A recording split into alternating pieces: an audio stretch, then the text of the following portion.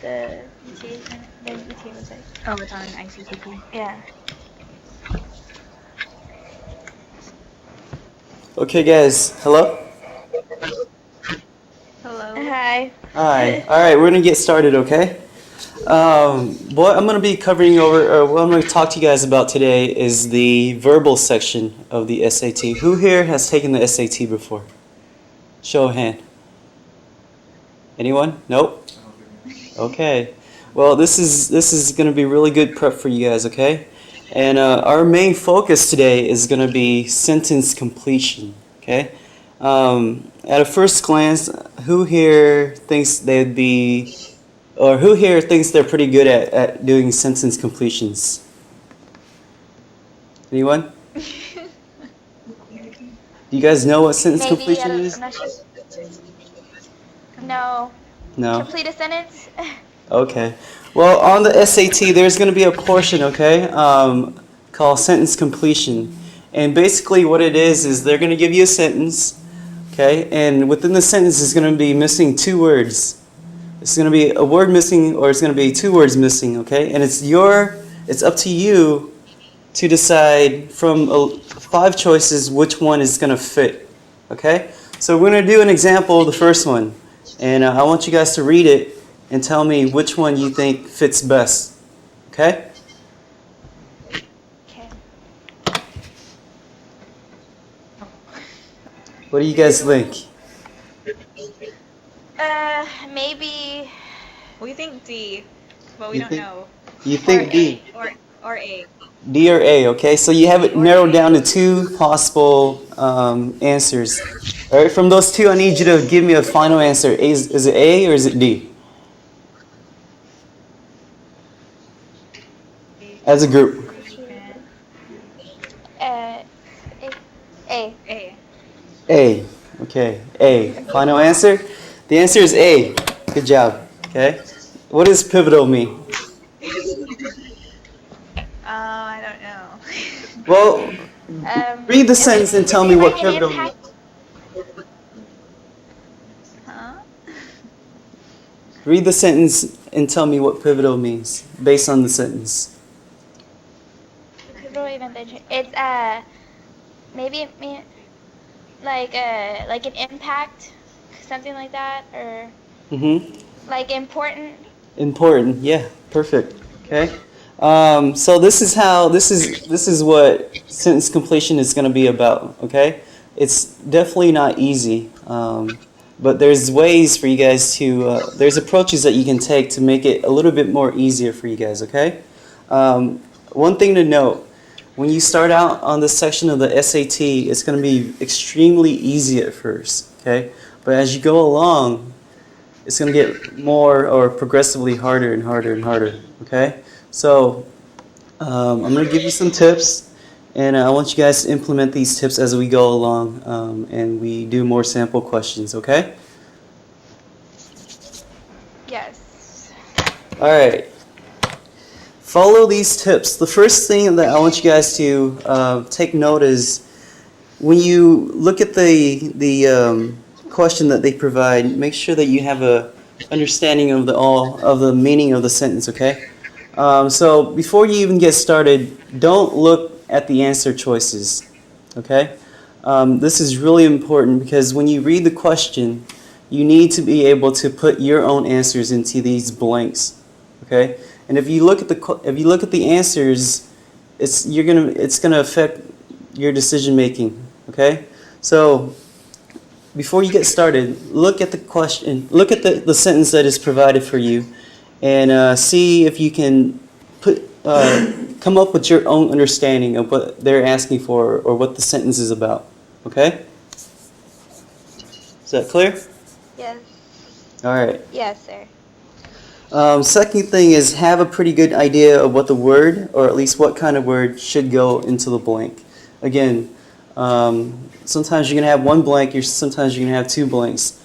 It's really important for you guys to, on your own, without looking at the answers, put in your own potential correct answer into these blanks.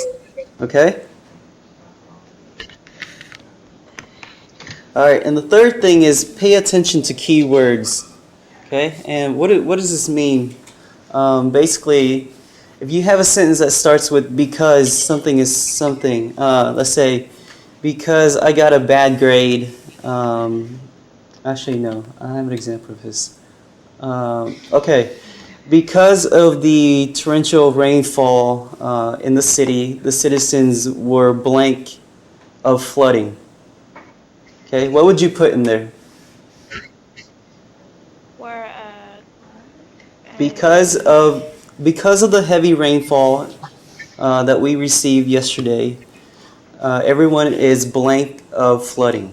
What would you put in there?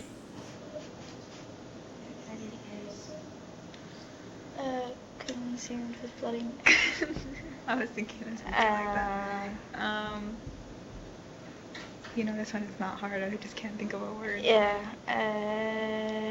Everyone is Concerned? Surrounded. No. Concerned? Not Worried? surrounded. Okay. So when you look at a sentence like that, you make sure that you look at the first word, okay? And this is the opposite of that. Despite of the heavy rainfall, blank, everyone was blank of the flooding. What would you put in there? Despite. What does despite mean? Even though. Even though? Right? No. Something like that. If you read a sentence that has the word that starts with despite, your blank is going to be the opposite of that. Okay? Despite the heavy rainfall, everyone was unconcerned about flooding. You see the difference between the two sentences? Yes. Okay? Okay. Let's go ahead and do another sample one, okay? And remember, it's going to get progressively harder, and this is just like the test. So go through it, and actually, let me see. Go through it, and then we'll talk about it, okay? Unconcerned. Concerned. Oh, unconcerned. Unconcerned. Like that. By virtue of their herds and as a consequence of the difficulty of finding water in the blank climate, 30% of the country's population. Oh. Water in the desert climate is undernourished. A. Right? Hey, what does everyone else think? Because wouldn't it be hard to find water in the desert? 30% of the country's population is, and the temperatures inbred,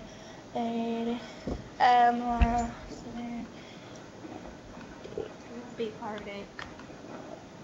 well, it wouldn't be E, right? Because Arctic. No. And then it wouldn't.